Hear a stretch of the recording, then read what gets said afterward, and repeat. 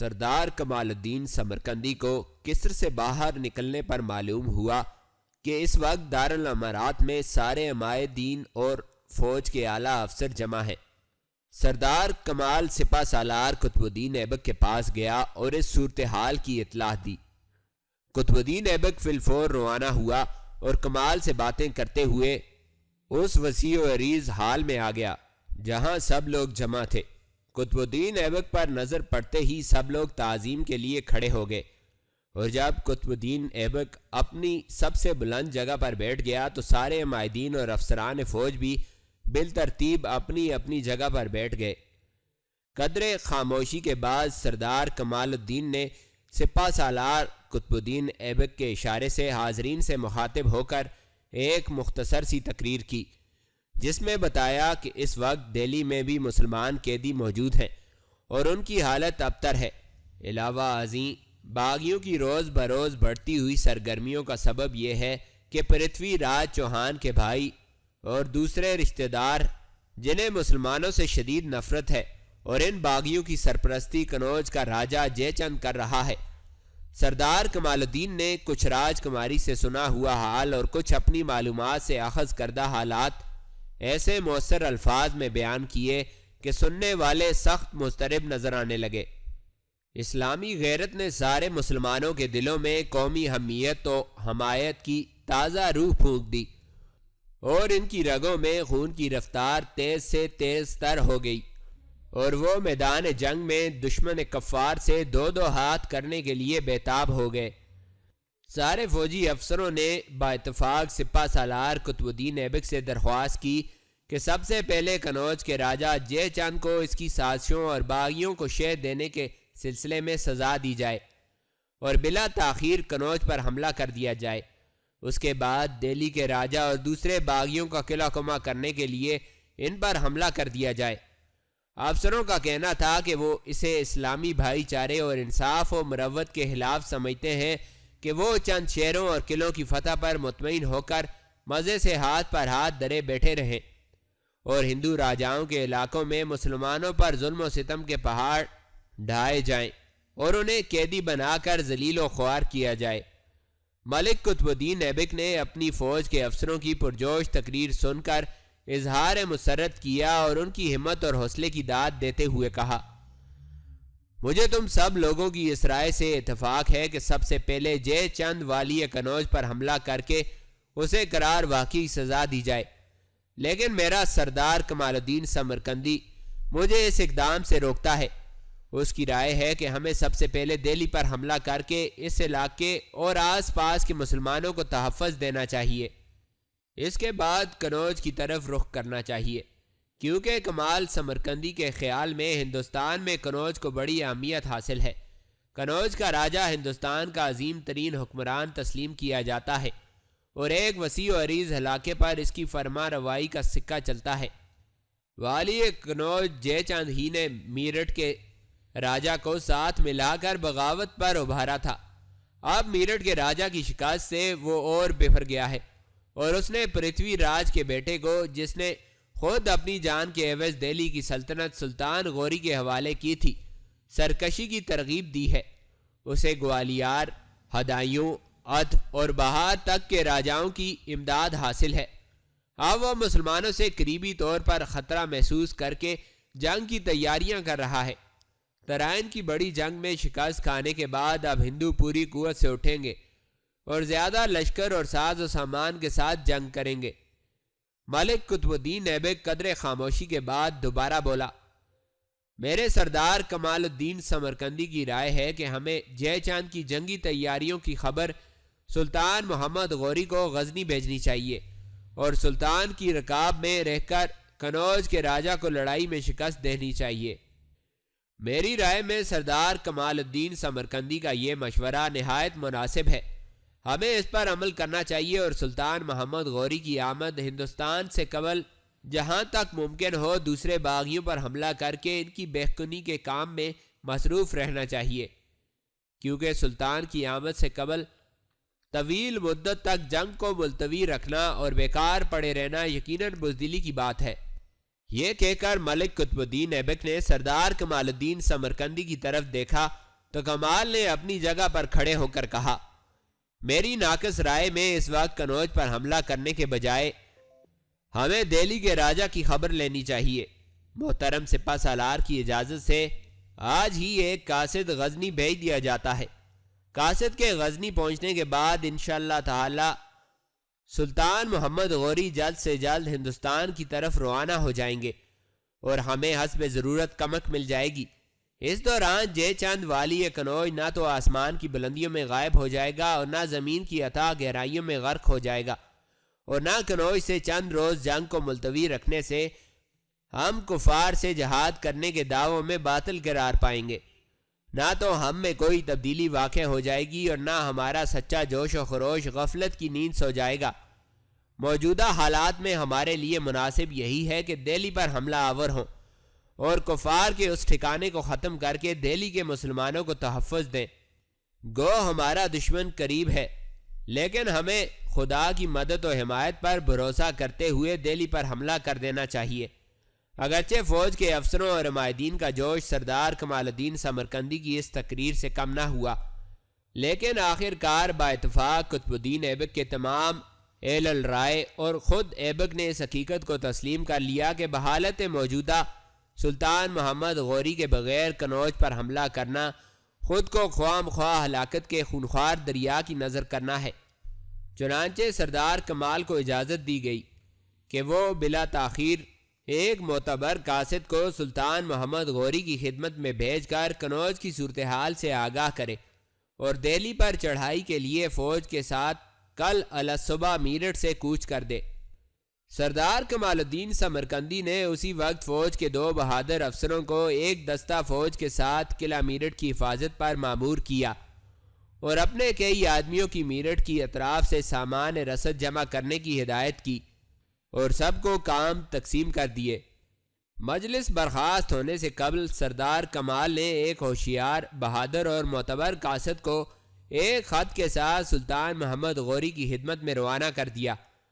خط میں ہندوستان کی صورتحال اور راجہ جے چند والی کنوج کی مذموم سرگرمیوں کا مفصل حال درج تھا اور سلطان سے استدعا کی گئی تھی کہ وہ کفار کی سرکوبی کے لیے ہندوستان تشریف لائے۔ ملک قطب الدین ایبک کے معتمد سردار کمال الدین سمرقندی نے اپنے آدمیوں کی وساطت سے دن بھر میں اطراف سے سامان رسد بھی جمع کر لیا اور جنگی ساز و سامان بھی فراہم کر لیا۔ پھر سردار کمال کا رات کا زیادہ حصہ ملک قطب الدین ایبک کے ساتھ صلاح و مشورے میں گزرا اور نماز فجر کی ادائیگی کے بعد قطب الدین ایبک کا لشکر میرٹھ سے دہلی کی طرف روانہ ہوا۔ 1192 عیسوی کی ایک صبح ملک قطب الدین ایبک کا لشکر میرٹھ سے روانہ ہو کر منزلیں مارتا ہوا دہلی کے قریب پہنچ گیا۔ دہلی کے والی نے، جو پرتھوی راج کا بیٹا تھا، خود میں مقابلے کی سکت نہ دیکھی تو قلعے میں محصور ہو کر بیٹھ گیا۔ قطب الدین ایبک نے قلعہ دہلی کا محاصرہ کر لیا اور اس کی فوجیں مناسب مقامات پر مورچے قائم کر کے بیٹھ گئیں۔ قطب الدین ایبک کی فوج نے قلعے کا محاصرہ کر رکھا تھا کہ میسورین نے ایک روز قلعے کا دروازہ کھول کر مسلمانوں پر حملہ کر دیا۔ ایک جیش کا سالار سردار کمال الدین سمرقندی مقابلے کے لیے آگے بڑھا اور میسورین کو شکست دے کر لوٹ جانے پر مجبور کر دیا اور خود بھی اپنے سپاہیوں کے ساتھ ان کے پیچھے پیچھے قلعے کے اندر پہنچ گیا۔ وہ لڑائی میں اس قدر محو تھا کہ اسے بالکل خبر نہ ہو سکی کہ وہ اپنے 4-5 سپاہیوں کے ساتھ قلعے کے اندر ہے اور اس کا پورا جیش باہر رہ گیا ہے، لیکن وہ اس صورتحال سے گھبرایا نہیں، اپنے 4-5 ساتھیوں کے ہمراہ قلعے میں لڑتا رہا۔ ہر طرف سے اس پر تیروں اور پتھروں کی بارش ہو رہی تھی اور اس کے ساتھی جہاں بازی کے جوہر دکھا رہے تھے۔ جلد ہی اس کے جیش کو پتہ چل گیا کہ ان کا سالار قلعے میں 4-5 رفیقوں کے ساتھ کفار سے جنگ آزما ہے۔ کمال سمرقندی کی جوامردی کی اس یگانہ مثال نے ساتھیوں میں ایسا جوش پیدا کر دیا کہ وہ ہر خطرے سے بے پرواہ ہو کر لڑتے مرتے مارتے قلعے کے اندر داخل ہو گئے۔ قطب الدین ایبک کو اس صورتحال کا علم ہوا تو وہ کمال کے جیش کی مدد کے لیے پہنچ گیا اور قلعے میں داخل ہو کر بڑی مردانگی سے لڑا۔ کچھ دیر کی لڑائی کے بعد ایبک نے دشمن کے ایک مضبوط مورچے پر ایک زبردست حملہ کیا جس میں اس کا گھوڑا مارا گیا اور وہ خود موت کے منہ میں پہنچ گیا۔ اس حالت میں ایک سپاہی نے اپنا گھوڑا پیش کر دیا۔ تھوڑی ہی دیر میں دشمن فوج کا سپہ سالار مارا گیا اور دشمن کا لشکر میدان کارزار سے بھاگ نکلا۔ کفار بڑی تعداد میں تیتیغ ہوئے۔ قطب الدین ایبک نے دہلی کی فتح کے بعد دہلی کے آس پاس کے علاقوں پر قبضہ کر لیا اور دہلی کے قریب واقع اندر پرست کو اپنی حکومت کا صدر مقام بنا لیا۔ دہلی کی فتح کے بعد قطب الدین ایبک کے لشکر نے کول کا رخ کیا۔ کول میں کفار کا بہت بڑا لشکر موجود تھا اور اس کے مقابلے میں قطب الدین ایبک کے ساتھ بہت تھوڑی فوج تھی، کیونکہ اس نے اپنے بعض سرداروں کو کچھ فوج کے ساتھ دہلی کی حفاظت کے لیے پیچھے چھوڑ دیا تھا۔ اس سے پہلے کچھ فوج میرٹھ کی حفاظت کے لیے مامور کی گئی تھی۔ ان اقدامات سے اس کی فوج میں کمی واقع ہو گئی تھی اور سپاہ کی اس کمی نے قطب الدین ایبک کے ساتھیوں کو بہت پریشان کر رکھا تھا۔ ایبک نے حالات کا پورا اندازہ کر کے اپنے آدمیوں کے روبرو ایک ایسی تقریر کی جس کا ایک ایک لفظ تاثیر میں ڈوبا ہوا تھا۔ اس نے کہا، بہادرو، جو شخص اس دنیا میں پیدا ہوا ہے اور گوشت و پوست کا انسان ہے، وہ خواہ کچھ بھی کرے موت کے چنگل سے نہیں بچ سکتا۔ اسے ایک نہ ایک روز موت کا لقمہ ضرور بننا پڑے گا۔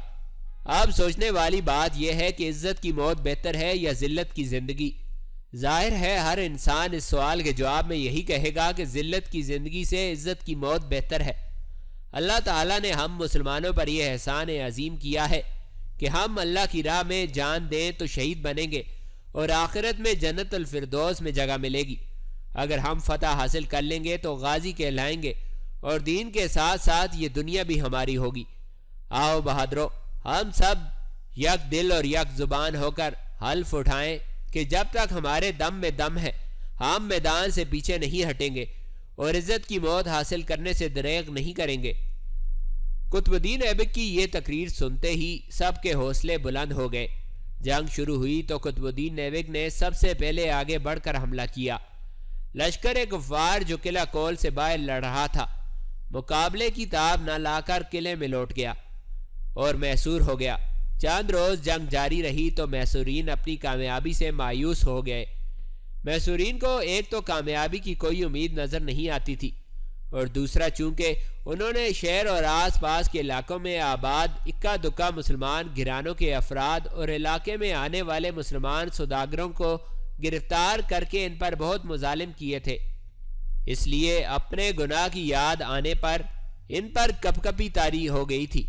جب محصورین کی تکلیفیں حد سے گزر گئیں تو وہ قلعہ و شہر حوالے کر دینے پر مجبور ہو گئے۔ آخر کار فریقین میں یہ طے پایا کہ سب لوگ اپنی اپنی حیثیت کے مطابق فدیہ ادا کرنے کے بعد شہر سے زندہ سلامت نکل جائیں۔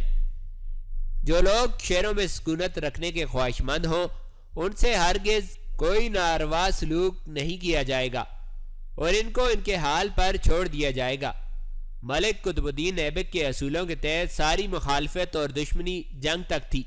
جنگ ختم ہو گئی تو مخالفت اور دشمنی بھی ختم ہو گئی اور وہ سب کے ساتھ نرمی اور مہربانی کا برتاؤ شروع ہو گیا۔ جن لوگوں نے فدیہ کی رقم ادا کر دی وہ شہر سے نکل کر چلے گئے۔ جو لوگ باقی رہ گئے ان میں سے کثیر تعداد کو ایبک نے معافی دے دی۔ جو ہندو موت کے گھاٹ اتر چکے تھے یا اسیر ہو گئے تھے، ان کی بیویاں اور بیٹیاں شہر میں آ گئی تھیں، وہ قطب الدین ایبک کی خدمت میں حاضر ہوئیں تو ایبک نے ان سب کے فدیے بھی معاف کر دیے اور یہ حکم بھی جاری کر دیا کہ ان خواتین کے عزیزوں میں سے جتنے قیدی ہوں ان سب کو رہا کر دیا جائے۔ چنانچہ اس واقعے کے بعد وہ عورتیں جہاں جہاں گئیں ایبک کی فیاضی کے قصے بیان کرتی رہیں۔ قطب الدین ایبک جب بھی کسی شہر پر قبضہ کرتا تھا تو اس بات کو کبھی فراموش نہ کرتا تھا کہ خدا کی سب سے بڑی صفت عدل ہے اور رحم عدل کا تاج ہے۔